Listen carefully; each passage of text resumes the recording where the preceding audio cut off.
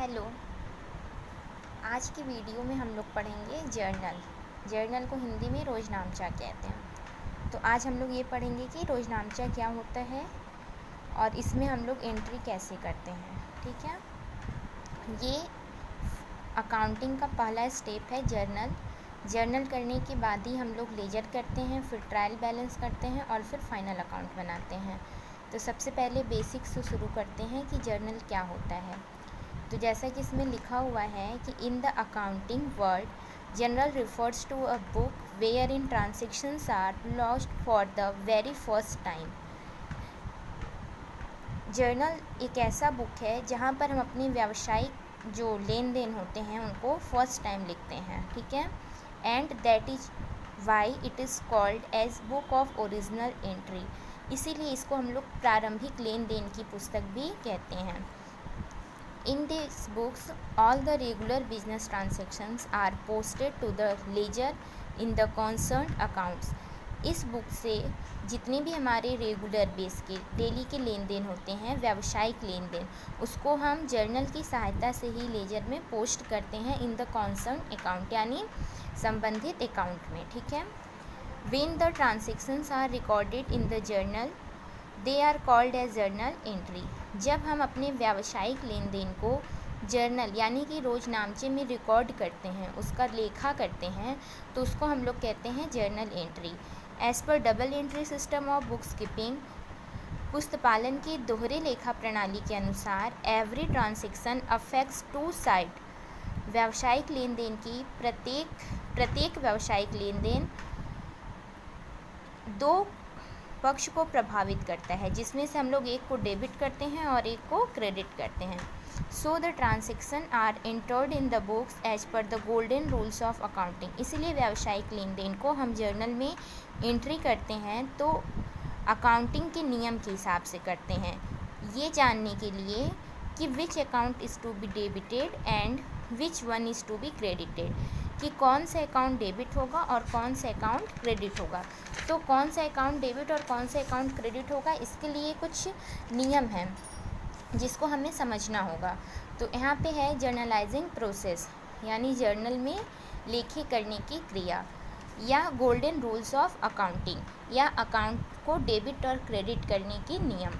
जब आपको ये पता चल जाएगा कि अकाउंट को कैसे डेबिट और क्रेडिट करना है, तो उसी हिसाब से हम लोग जर्नल में लेखा कर सकते हैं। ठीक है, तो देखो व्यावसायिक लेन देन में 3 तरह के अकाउंट होते हैं। First is personal account and the second one is real account and third one is nominal account. Personal account को हिंदी में व्यक्तिगत खाता कहते हैं।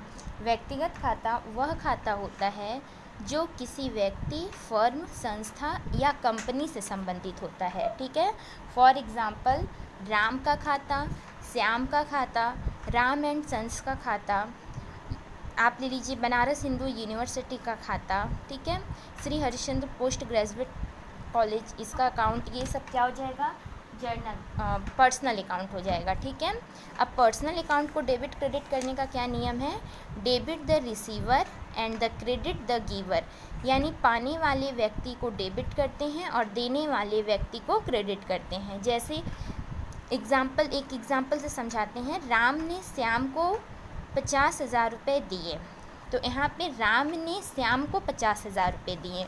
ठीक है, तो राम किसको दे रहा है, श्याम को दे रहा है। कितना पैसा दे रहा है, 50,000 दे रहा है। तो देने वाला कौन है, राम है गिवर और श्याम है रिसीवर। तो रिसीवर को हम लोग क्या करते हैं, डेबिट करते हैं। तो श्याम क्या हो जाएगा, डेबिट हो जाएगा, और राम क्या हो जाएगा, क्रेडिट हो जाएगा। ठीक है, तो देखिए एक ही लेन देन हुआ, लेन देन एक है कि राम ने श्याम को 50,000 रुपये दिए, लेकिन हर लेन देन एक ही खाते के 2 पक्ष को प्रभावित करता है, जिसमें से एक पक्ष को हम डेबिट करते हैं और दूसरे पक्ष को हम क्रेडिट करते हैं सेम अमाउंट से। तो ये पर्सनल अकाउंट का नियम है। जैसे अगर राम ने श्याम को दिया या Shri Harishchandra post graduate college को 50,000 रुपये का भुगतान किया गया, इस तरह से ये सारे लेन देन में हम किस अकाउंट का नियम लगाएंगे, पर्सनल अकाउंट का। दूसरा है रियल अकाउंट। रियल अकाउंट क्या होता है, रियल अकाउंट को हिंदी में वास्तविक खाता या वस्तुगत खाता कहते हैं। यह व्यापार की सभी प्रकार की संपत्तियों से संबंधित होता है, ठीक है। इसको डेबिट क्रेडिट करने का नियम क्या है? Debit what comes in and credit what goes out. यानी व्यापार में आने वाली संपत्ति को डेबिट करते हैं और व्यापार से बाहर जाने वाली संपत्ति को क्रेडिट करते हैं।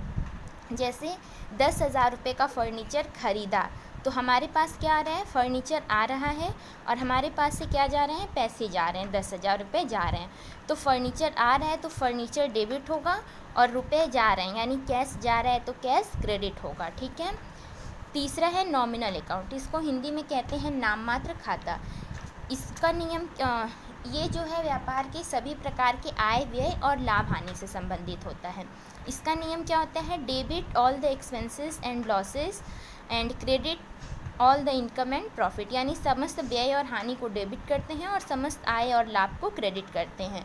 एग्जाम्पल जैसे कि किराया दिया, तो किराया दे रहे हैं, तो किराया दे रहे हैं तो हमारे लिए किराया क्या होता है? खर्चा होता है, क्योंकि हम दे रहे हैं। तो जब दे रहे हैं तो किराया खर्चा है, तो किराया को क्या करेंगे? डेबिट। तो रेंट डेबिट होगा और हमारे पास से क्या जा रहा है? कैश जा रहा है, तो जाने वाली संपत्ति यानी कि कैश क्रेडिट होगी, ठीक है। तो rent account debit to cash account. अगर हम यहाँ पे कह दें कि कमीशन मिल रहा है हमें, तो जब हमें पैसा मिलता है तो ये हमारे लिए क्या हो जाता है? आय या लाभ। तो इसको हम क्या करते हैं? कमीशन मिल रहा है, तो कमीशन मिल रहा है तो कमीशन आय है, तो इसको क्या करेंगे? क्रेडिट कर देंगे। और हमारे पास क्या आ रहा है? कैश आ रहा है, तो cash account debit to commission account. तो इस तरह से आज की वीडियो में हम लोगों ने पढ़ा कि जर्नल यानी कि रोजनामचा क्या होता है और जर्नलाइजिंग प्रोसेस या फिर जर्नल में लेखा करने के नियम या फिर खातों को डेबिट क्रेडिट करने के नियम। तो अब थोड़ा शॉर्ट में देख लीजिए कि जब हम लोग को जर्नल समझ में आ गया, अब जब हमको एंट्री करनी होगी तो सबसे पहले हम सारे लेन देन में से छाटेंगे कि कौन सा लेन देन किस अकाउंट से रिलेटेड है। उसके बाद अकाउंट को आइडेंटिफाई करने के बाद फिर हम उसमें अपना रूल्स लगाएंगे और इस तरह से हम लोग सवाल करेंगे। तो सेकंड वीडियो में हम आपको जर्नल के सवाल करने बताएंगे, ठीक है। 1-2 सवाल करने का तरीका बताएंगे।